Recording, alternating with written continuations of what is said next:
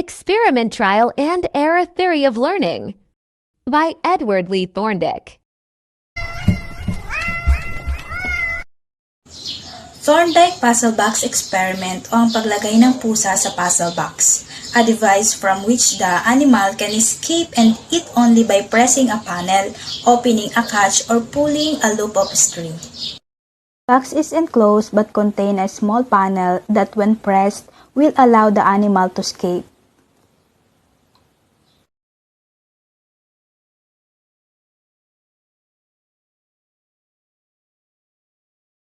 In our experiment, we place the cat inside the puzzle box and at the same time some cat food outside the box.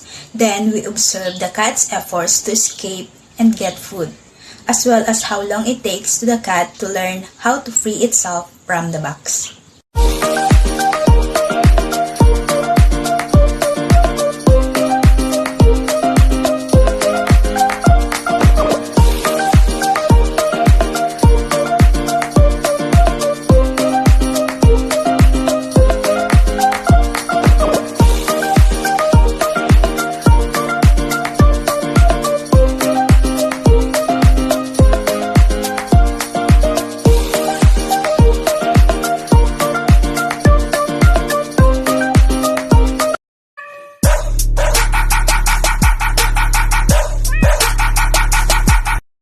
Thorndike Puzzle Box Experiment.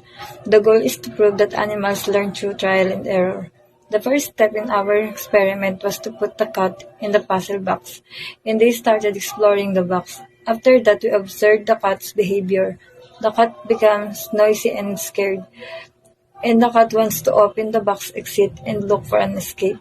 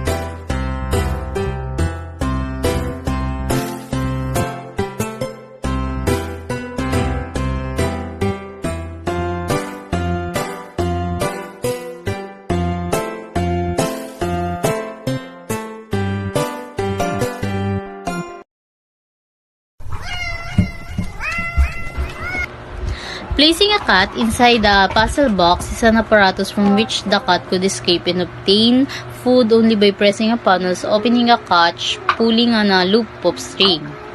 Measure the speed with which the cat gained its release from the box on a successive trials. We observed that on early trials, the cat would behave aimlessly or even frantically, stumbling on the correct with repeated trials. The cat eventually will execute this response sufficiently with a few seconds of being placed in a box.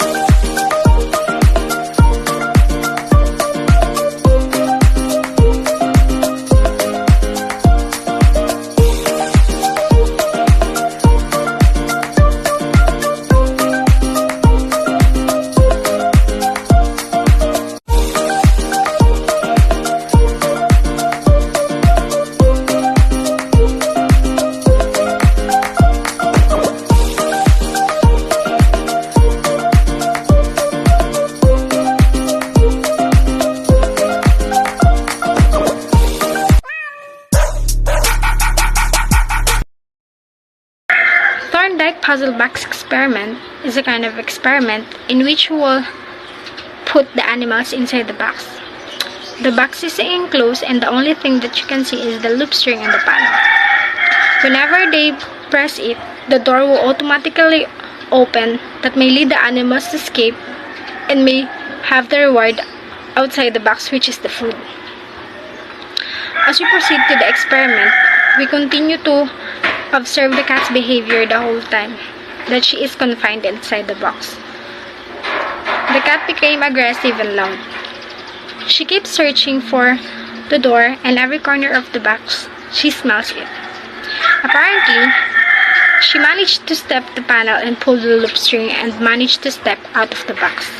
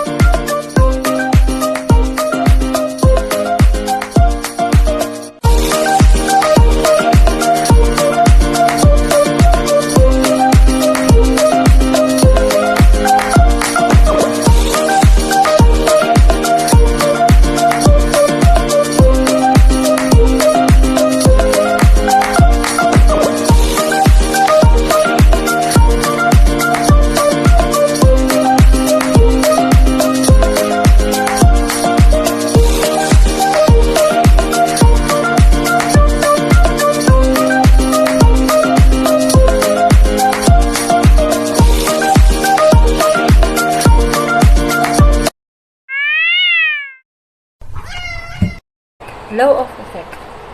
Thorndike principle that responses are stamped in by rewards and stamped out by punishment. In early trials, Thorndike cats would try many random moves to escape from the box.